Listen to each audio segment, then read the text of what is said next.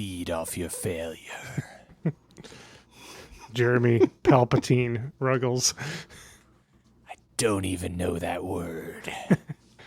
You don't know the... Bro, have you never watched Star Wars? Absolutely not. I'm a grown-up. Were you a kid during the time that Star Wars was out? I was never a kid. I'm always a grown-up. Yeah. That's actually a good point. Jeremy is a kid. That would be... Imagine it. Go ahead and try.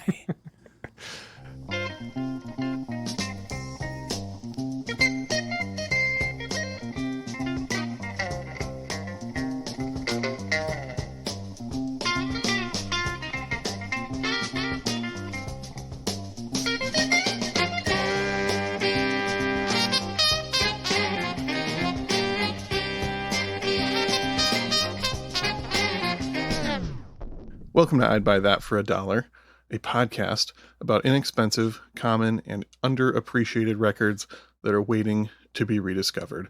I'm your host, Sean Hartman, shameless recycler of spooky sounds and consumer of spiced wafers. I'm co-host Jeremy Ruggles, co-illustrator and content manager of pumpkin spice latte-based Angry Beaver memes. And I am co-host Peter Cook, pronunciation advisor for the Moog synthesizer. The Moog? Exactly. Oh, that all points to something, right? Right, guys? It sure does point to something. That it's Halloween. It is officially the spooky season. This episode is dropping on National Pumpkin Day, October 26th. You mean it is National Pumpkin Day? Correct. It's dropping today. I'm petting my pumpkin right now. Is it all warm and fuzzy? Wait, that's not what a pumpkin's supposed to be. No, but it is. Good grief. Oh, wait, I said I wasn't going to do that this. You already blew it. I said I wasn't going to cackle and scream this year. I could have done better with it at least, but that's fine. The look on Jeremy's face was worth it. Sean, you picked the record. I did pick a record. Are you guys ready to get spooky? Yes. Mm-hmm. All right, here we go.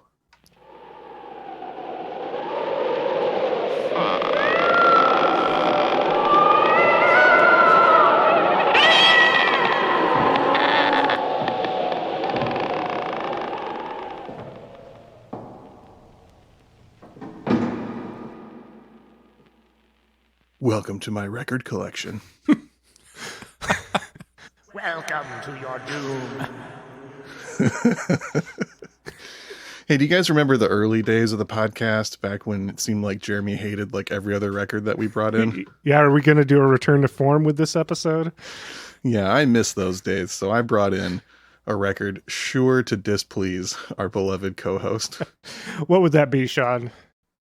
This is Beaver and Krause, All Good Men. An album just like last year with a somewhat tenuous relationship with Halloween culture, but it's a very surrealist album, both the content and the art, and I think that surrealism is a underappreciated element of Halloween culture. Oh. And it does have orange on the cover, right? Yeah. Well, there you go. Fine. Yeah. Counts. Cool. Count it. Close enough. Well, where are we going to start with this loosely tied to Halloween record, Sean? Let's go ahead and listen to track 2, Legend Days Are Over, and we'll go from there.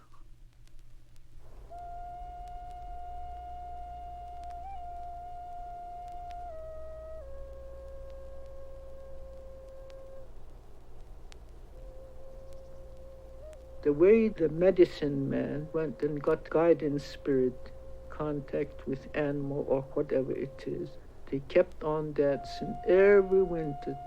They got strong and power came to them. They got strong and power came to them. Power came to them. Power came to them. Power came to them. Power came to them. Power came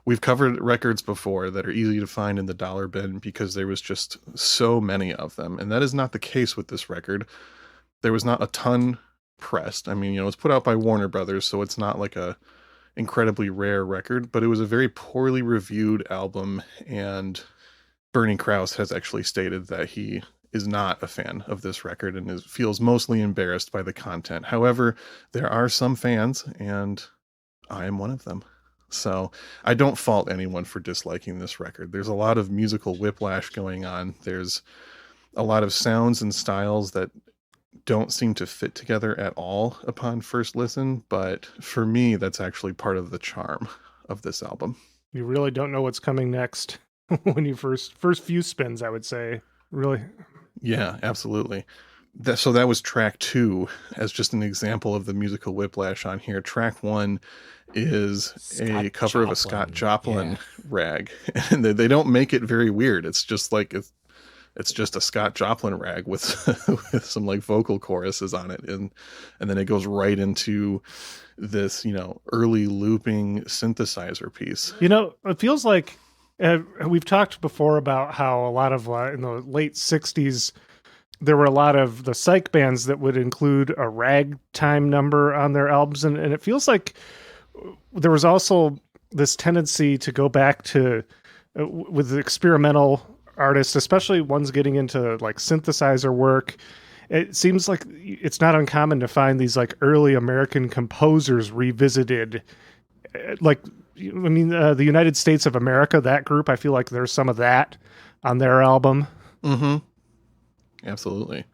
Yeah, and Bernie Krause especially has a strong folk music background. He was actually a member of the Weavers for about a year. I saw that. In the mid-60s. Oh, wow. Yeah, he replaced Pete Seeger's position in the group before the Weavers broke up in 1964. Yeah, because he was a guitarist originally, right?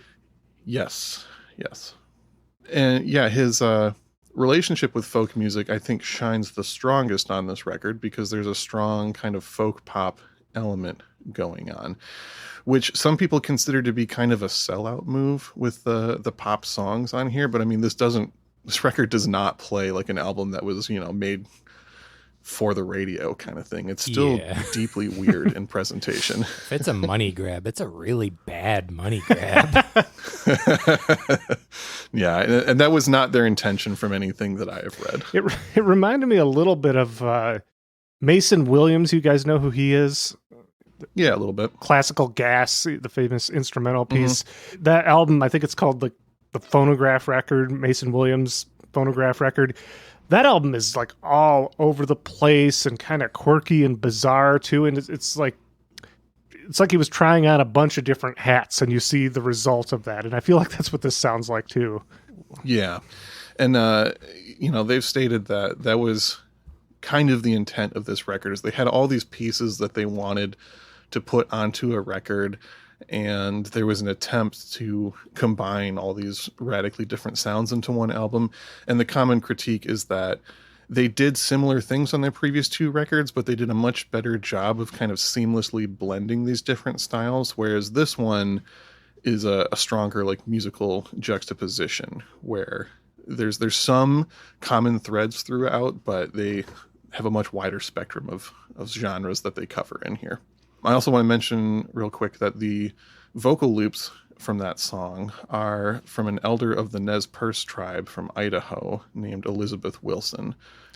Bernie Krause had visited the tribe over a course of a few years and befriended some of the members and did that recording, the initial recording of Elizabeth Wilson, with her permission, and the track was made with the permission of the tribal elder as well. Mm-hmm. Yeah, this would have 1972 is right in that time period that the American Indian movement had a strong presence in the media.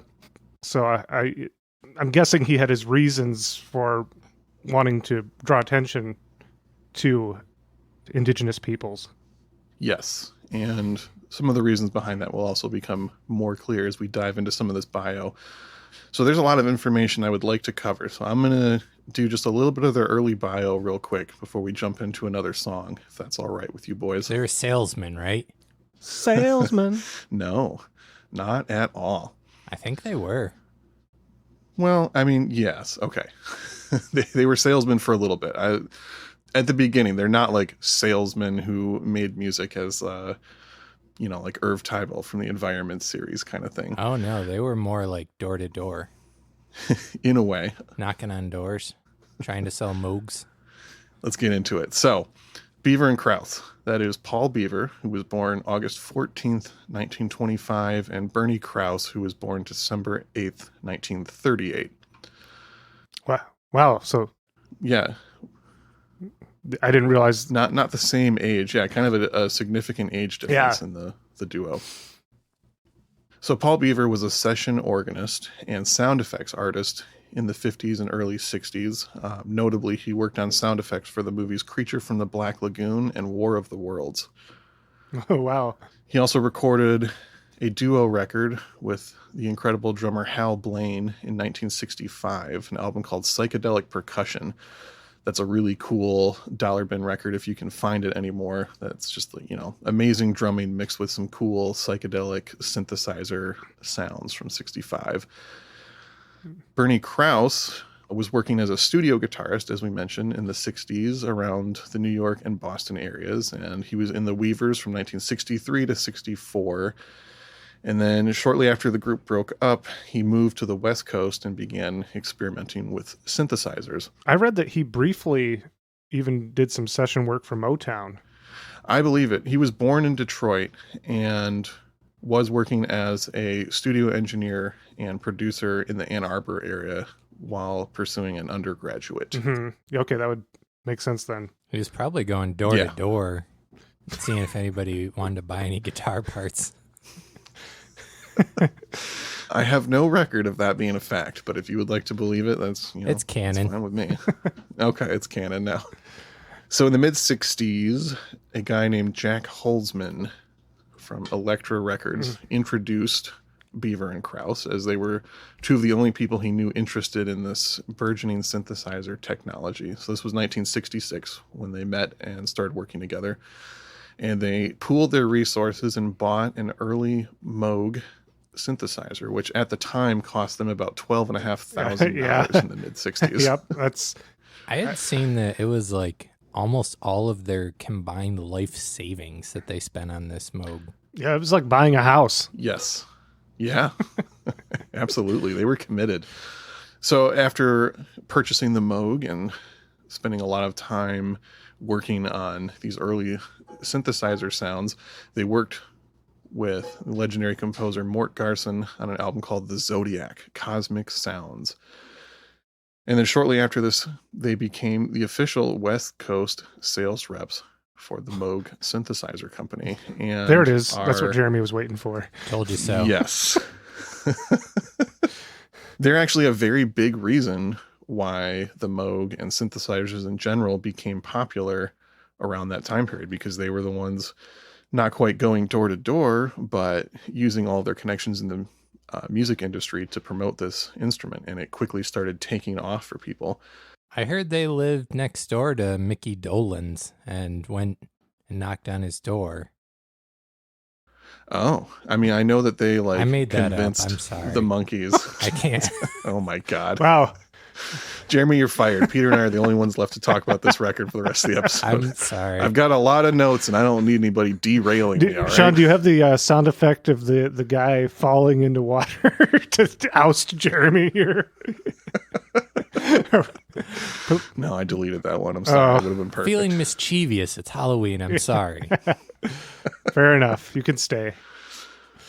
Where were you, Sean? In 1967, while working as the Moog salesman, they set up a Moog display at the Monterey Pop Festival and were pushing this on all of the hippie musicians out there, getting some new people convinced. One of the famous people that they convinced to purchase a Moog was the Beatle, George Harrison. One of the features that they offered as salesmen of the Moog was that, if a high-profile musician purchased one, either Beaver or Krause would often deliver it and show them how to use it. So in this case, Bernie Krause showed up at George Harrison's house, helped him set up his new instrument, showed him how to make some cool sounds on it, and then performed a demonstration piece presenting like the range of the instrument. And without his knowledge or consent, George Harrison recorded this demonstration piece and then ended up releasing it as the entire B-side to his 1969 album Electronic Sound. Again, not crediting Bernie Krause or paying him any royalties. And Bernie has claimed that when he confronted George Harrison about this, George was just like, whatever, I'm a Beatle. I'm always right. I'll do whatever I want. Yeah. Like, maybe I'll send you some money later, but you're not getting credit or royalty for this. Oh, Very in contrast to the way the public generally perceives George Harrison, this very thoughtful, quiet, spiritual person. And that, the nice Beatle, the less problematic Beatle. Yeah. Which may still be technically true, but I think all four of them had more than enough of their issues. Yeah. And they had been living in a fantasy world for basically their entire adult lives, which... True. George Harrison was probably 26 years old at the time. Yeah, it's that story, because there's very detailed accounts that Bernie Krause has about that interaction. It's very unpleasant and very unprofessional on George Harrison's end. Well, we'll leave the bio right there and play another song. can you do another spooky sound before it, though? Another spooky sound? Yeah. All right, ready? Here you go.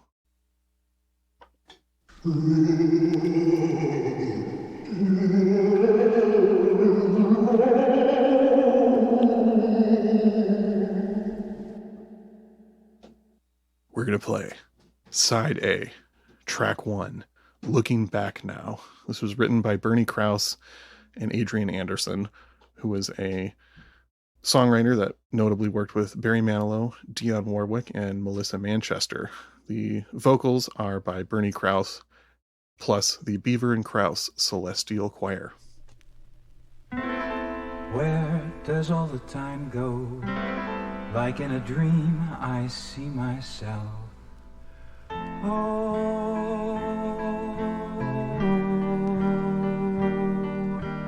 looking back now, past the days of my life, I can hardly believe that I just didn't care. Wash me down, Lord, wash me down now. It's my new time around.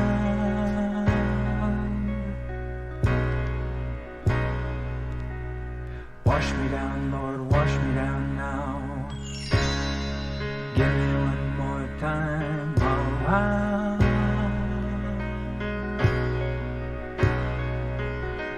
Shadows alone, faded in by the sun. Everything's gone, lost between now and then. Wash me down, Lord, wash me down now. I'm going one more time around.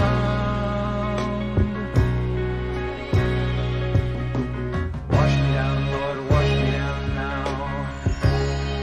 It's my new time around.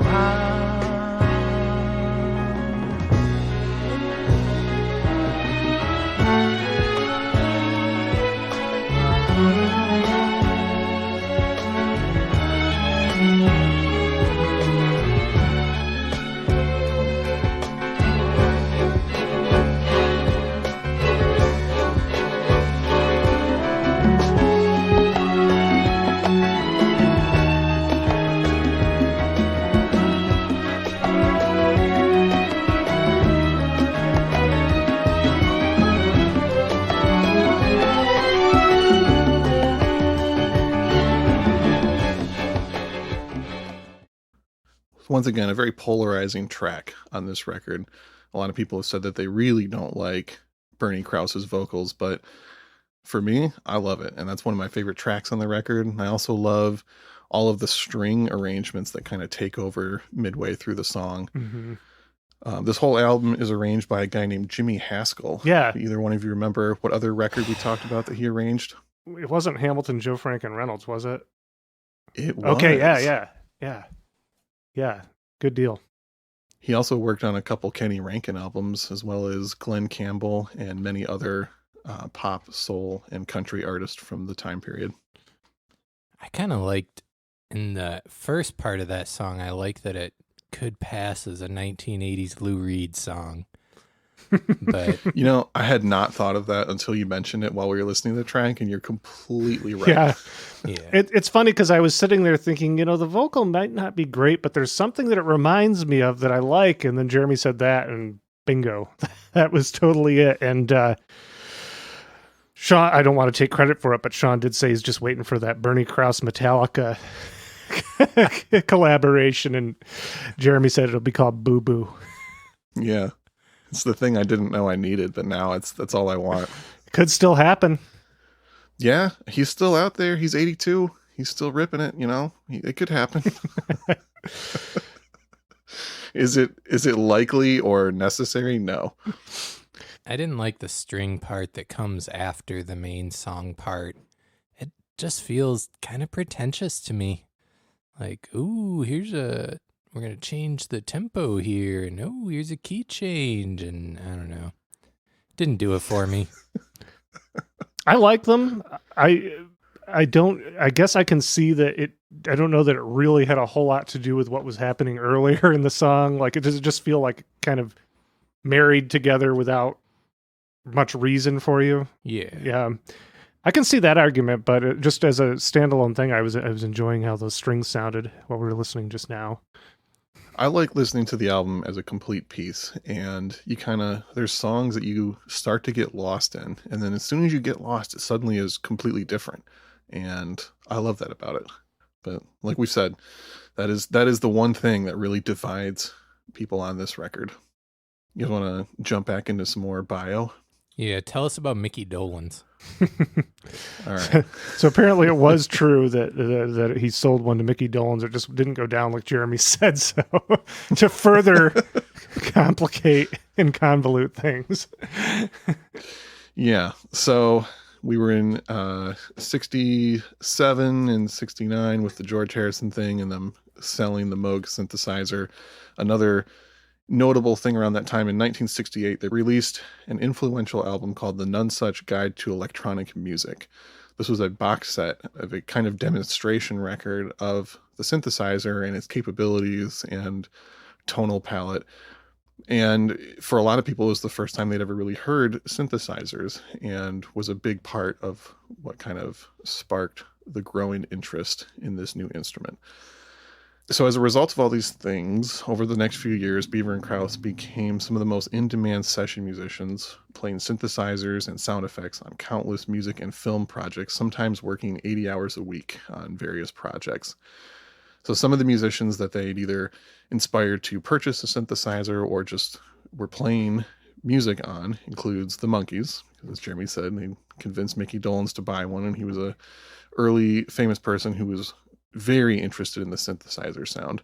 And you can hear Beaver and Krause playing on their song Star Collector from the Pisces, Aquarius, Capricorn, and Jones Limited album. Mm-hmm. Some other notable tracks that you can hear these guys on in the background is The Byrds, Space Odyssey from the Notorious Byrd Brothers album. Neil Young, they're playing on the song The Old Laughing Lady from his self-titled album. Mm.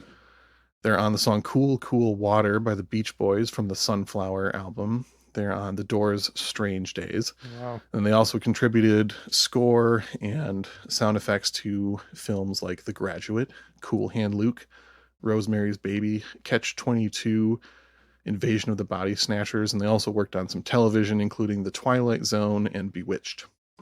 Wow. They're just interspliced into entertainment. And Yeah.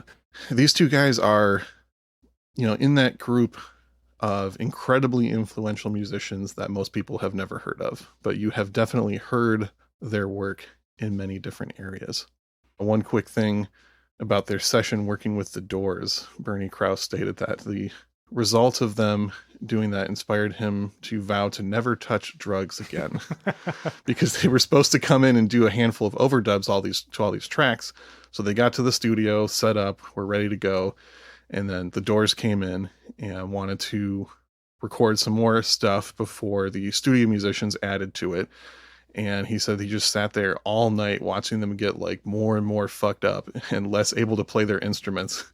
And it was like not till like the early hours of the next morning when they were able to actually start performing. He said it was just so frustrating and so sad to watch these great players just deteriorate in front of him over the course of the night that he decided he never wanted to be a part of that. Yeah, and that's them with a guest in the studio. Like, Yeah. wow.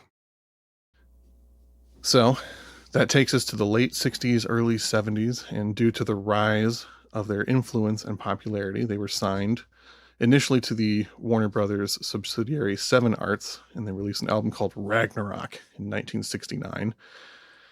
And then they were signed officially to the actual Warner Brothers label and released the trio of albums, In a Wild Sanctuary, Gandharva, and All Good Men. There's a few notable things about the other 2 records in that trilogy as well. There's a song called Walking Green Algae Blues from the In a Wild Sanctuary record.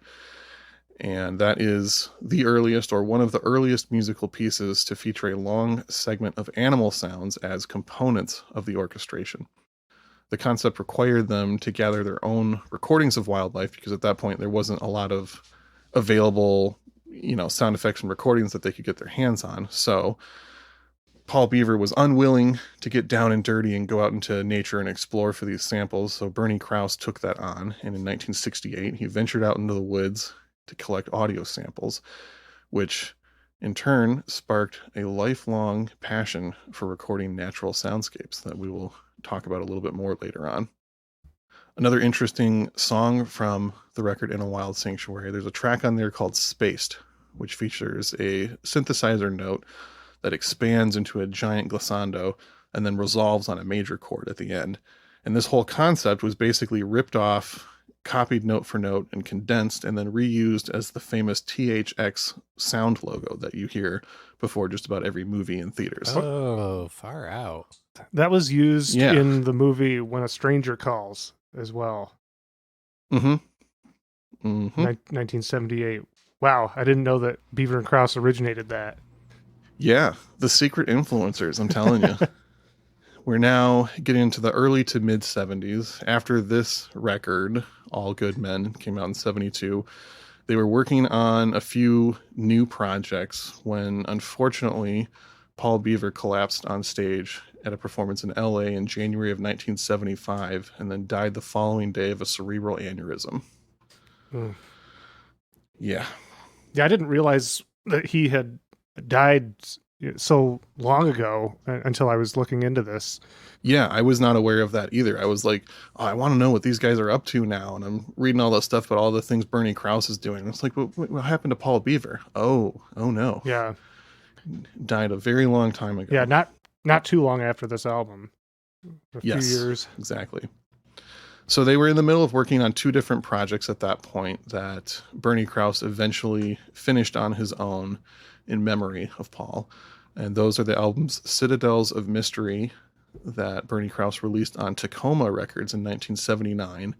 And then they had both been working on an updated version of the None Such Guide to Electronic Music called the New None Such Guide to Electronic Music. And that was finally released in 1981.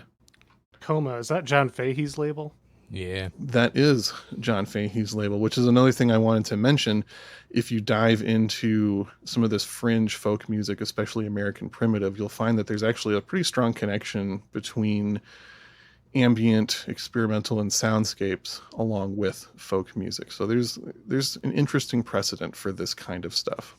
Can we back up the train a little bit? Did you Back it up. You hinted that you were going to explain why Warner Brothers footed the bill for this trilogy. Well, I mean, I think there's 2 reasons for that. One, bigger record labels were a lot more willing to experiment on weird projects around this time. There's plenty of other examples of highly non-commercial music still getting on a major label just because, weird stuff was making money. So they just kind of didn't know what was going to hit and just kind of throwing everything at the wall sometimes. And then also, even though they were not superstar musicians, they were the kind of guys that everyone in the music industry knew about them. Especially, at this time in the late 60s, if you wanted synthesizer sounds on your record, you called Beaver and Krause to do it almost exclusively. So they were famous within certain niche circles. It was either them or Tonto's Expanding Headband that you Yes. called. Exactly. Does that answer your question? Yes, you are free to return to your timeline. Only if you give me another spooky sound right now, though.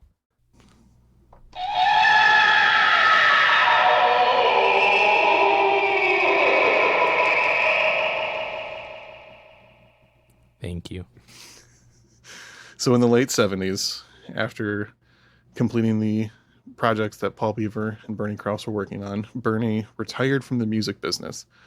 One of his last jobs was working on the score and sound effects to the film Apocalypse Now, which he said was a very difficult and trying process, and claims to have been fired and rehired at least a half dozen times during the making of that film. So around the age of 40, he quits the music business and decides to completely rethink his career path. He enrolled in a graduate studies program and earned a doctorate in creative arts with an internship in marine bioacoustics. There's a quote from him that says, "You might think I left the world of music behind for that of natural sound. Instead, that is where I truly found it." So, we want to talk a lot about Beaver and Krause, the duo, and the time period around when this record was made. But the thing about Bernie Krause is that it was kind of just the beginning of music for him, as he stated. There's a whole fascinating history from him at this point onward, where he kind of gradually becomes one of the preeminent voices in the field of soundscape ecology. Either of you want to take a stab at what that might mean? I'm guessing it means recording the sounds of nature, studying patterns, and making determinations about changes in the environment over time, as evidenced by those recordings. That's what I was going to say. Well, you both nailed it. Gold stars for both of you. Thank you. Beautiful. So, just a little bit of information about this whole time period in his life. He coined the terms geophony, biophony, and anthrophony. Oh, those are all his terms? Those are his terms. I mean, breaking down things that were already talked about, but kind of adding more definition and inventing those words and their corresponding definition. But geophony is the sounds that are made by the earth and the environment, so wind, etc.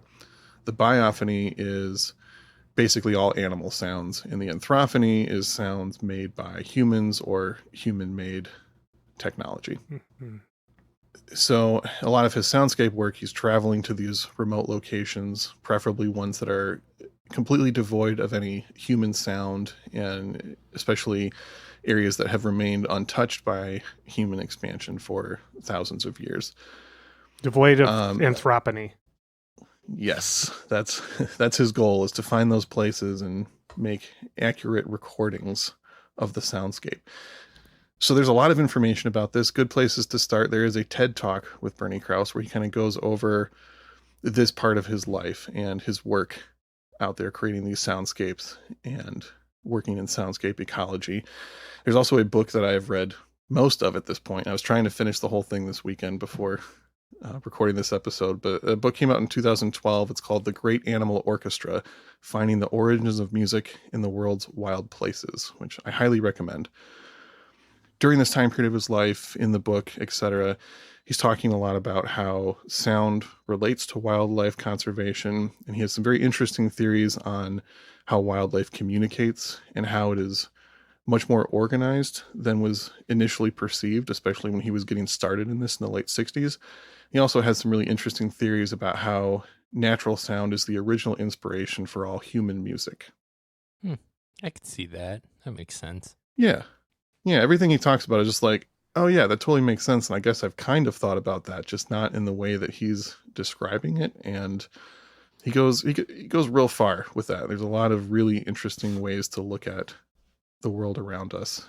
He's also done some studies where he's taken audio recordings in forests before there was selective logging procedures. The idea being that if you just cut out a few trees here and there, it completely doesn't interrupt the wildlife. And he's proven that even though some of these areas visually don't look a whole lot different when you compare the audio recordings before and after, it's amazing how much wild sound is completely missing after the areas have been disturbed. Yeah, I got the impression that his argument is that sound can sometimes, we don't necessarily think of sound as something we trust as much as visual aspects, and he's trying, making the argument that sound can prove a lot of things that we can't see. Sure. And especially with natural sound and, animal noises, there was not a lot of thought put into that, especially when he was getting started. And the field of soundscape ecology, when he was getting into it, basically the only use for it was finding and isolating sounds of specific animals to kind of collect and preserve these different voices. And he was one of the first people to focus more on the big picture soundscape and understanding these natural areas by listening to all of the animals within it. And he was one of the first people to notice that all the different species of animals were occupying their own specific frequency ranges so that you could have this seemingly chaotic natural sound when all of it is actually more rhythmic and more structured than you might actually think, and more so than a lot of his colleagues at the time were thinking. So he's been highly influential in these scientific fields over the past several decades. I actually had Bernie Krause come in and record my introduction for our rewind of the Brett episode where I was in the woods. I was like, Yeah, Peter's scared of the woods. He didn't want to go in there. yeah. I needed a field guide. Speaking of being, secret influencers, and you've probably heard songs that Beaver and or Krause played on without realizing it. You've probably, if you've ever been to a natural history museum, you've probably heard some Bernie Krause recordings for the soundscapes that are used in the different displays. Does he also record the sounds you hear in the grocery store in the produce section? It's possible. They're everywhere, man. Very influential. All right, let's dive into another song. Yeah, what are we doing next? We're gonna play the first track on the B-side. This is a cover of Johann Sebastian Bach's Prelude.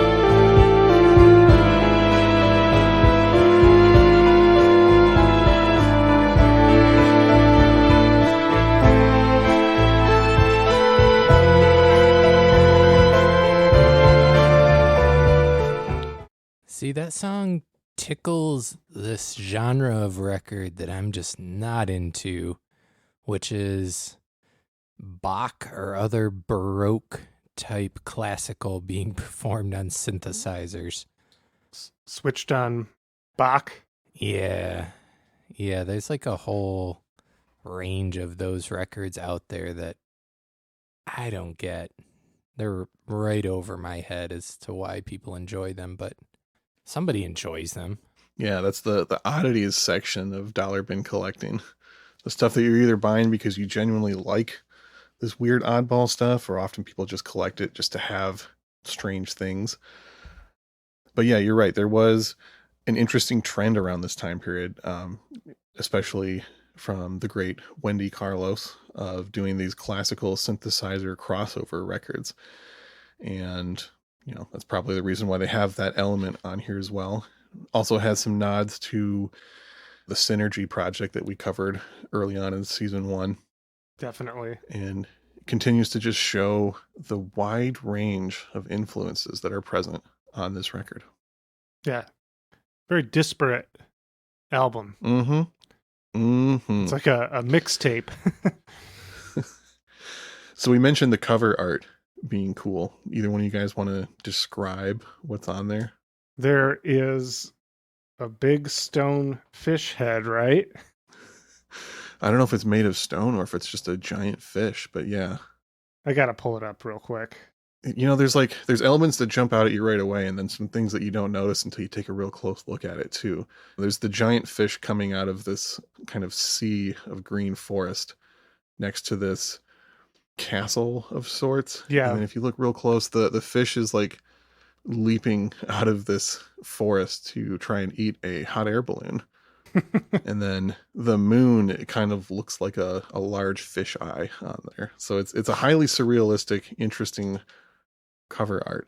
That was done by a guy named Ed Thrasher, who has worked on many, many projects overseeing the art on albums, but 2 very notable records that he worked on are Jimi Hendrix's Are You Experienced and Prince's Purple Rain. Oh, wow. Whoa.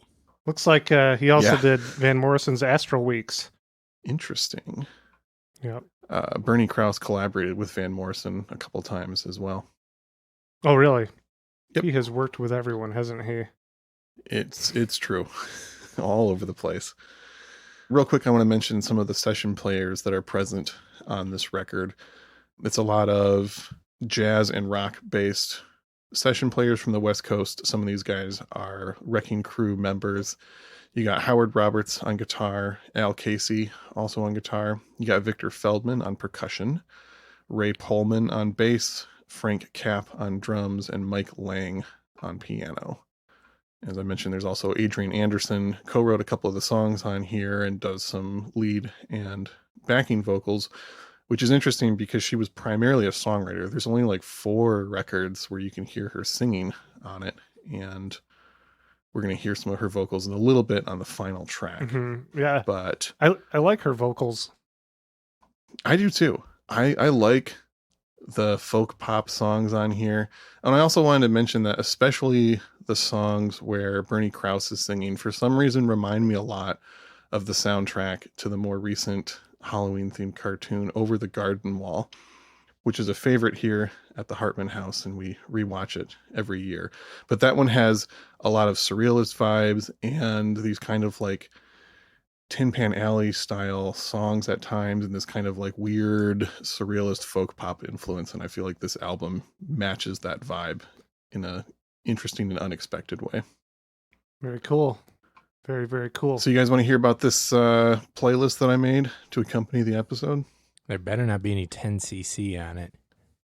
There actually is no 10cc because I tried to focus mostly on songs that were mentioned on the podcast and stuff that they were associated with. Are the monkeys So there's on a track it then? from, yes. Oh, thank God. Okay, go ahead. Yeah.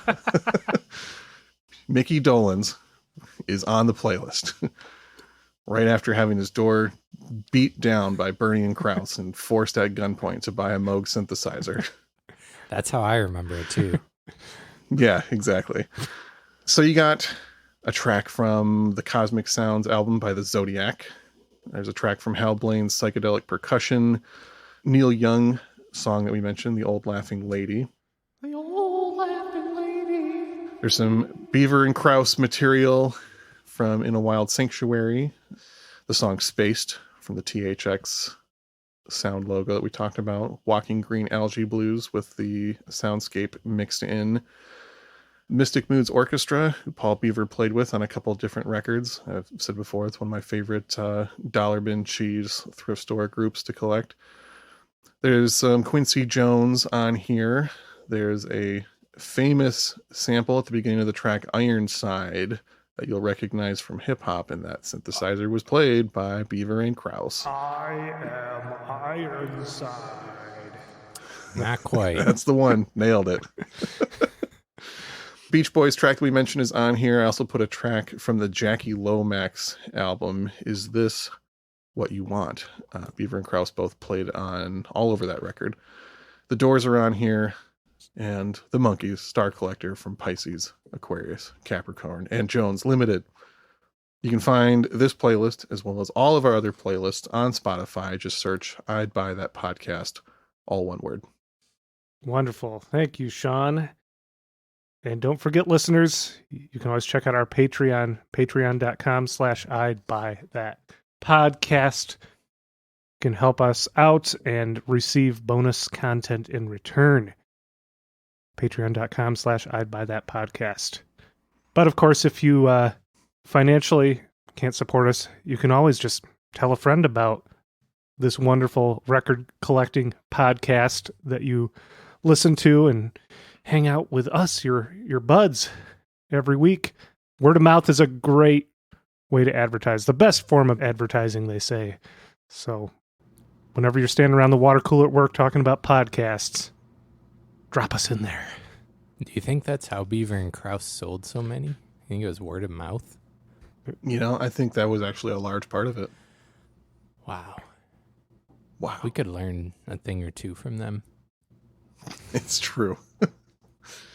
And hit us up. Tell us what you think about this record. I'm curious. Are you on Team Sean or Team Jeremy with this one? Ooh, pitting us against each other. I like that. That's right. Bitter rivals. And I'm just going to referee. I don't have a horse in this race. Yeah. It's a battle of the brothers. Well, that's all my notes. That's about all I've got to say Do you have any more? for this record. Do you have any more spooky sound effects? Well, I guess it's time for us to exit the haunted house and venture back out into the world. This was a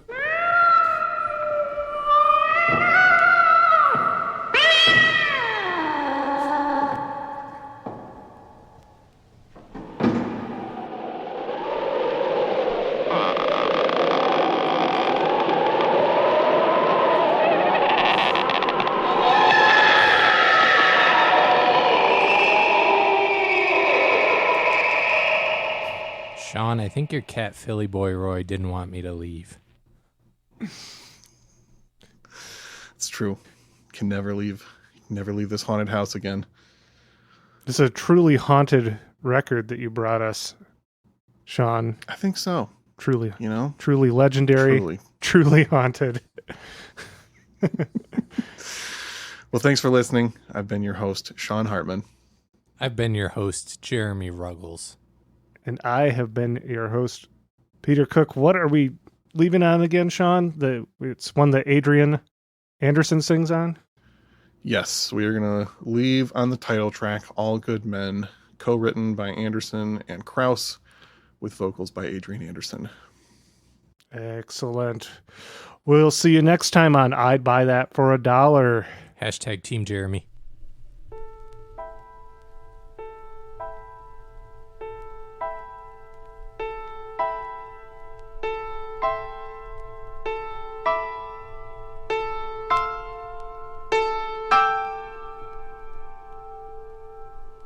All good men have gone to trial to wash their hands and start all over. Yesterday the angel came. Now all we know is gone forever. Time has spread her wings